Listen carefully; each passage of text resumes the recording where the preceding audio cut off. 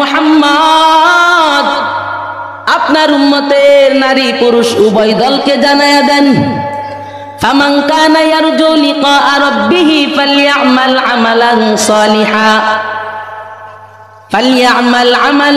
সালিহান ওয়া লা ইউশরিক বিইবাদাতি রাব্বিহি আহাদা। স্পষ্টভাবে জানায়া দেন পুরুষ এবং নারীদের মধ্য থেকে যারা আমি রবের সাথে সাক্ষাৎ করতে চাই তারা যেন শিরিক মুক্ত নেক আমল করি। সুবহানাল্লাহ। আল্লাহ বলছেন নবীকে, আমার আপনার নবী মুহাম্মদ সাল্লাল্লাহু আলাইহি ওয়াসাল্লামকে বলছেন যে আপনার উম্মতের নারী এবং পুরুষকে আপনি স্পষ্ট জানায়া দেন, যদি তাদের মধ্য থেকে কেউ আমি রবের সাথে সাক্ষাৎ করতে চায় তাহলে তারা যেন শিরিক মুক্ত নেক আমল করে। আম্মা জানে না, দিলের কান দিয়া শুনবেন। নেক আমল, হুজুর এতক্ষণ নেক আমল সম্পর্কে বয়ান করেছেন।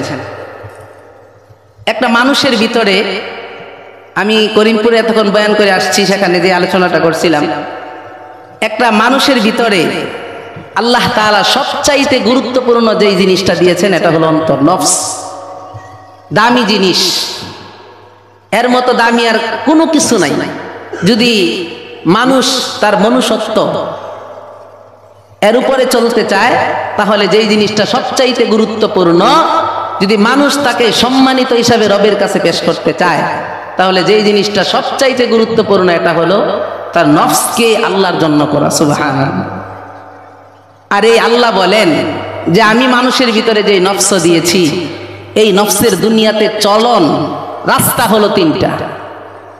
এক নাম্বার রাস্তা হলো নফসে আম্মারা, এটা হলো নিকৃষ্ট অন্তর, এই রাস্তাটা বেশি ভালো না। দুই নাম্বার রাস্তাটা হলো নফসে লাওয়ামা, এটা হলো ওইটার থেকে একটু কোয়ালিটি ভালো।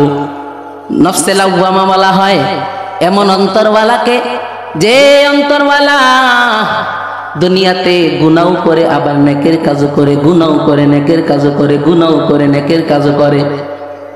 আর তিন নম্বর নফসের যে রাস্তা এটা হলো নফসে মুতমাইন্নাহ, পবিত্র অন্তর।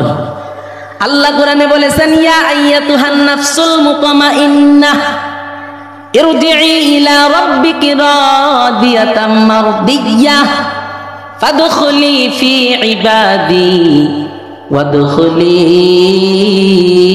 জান্নাতি।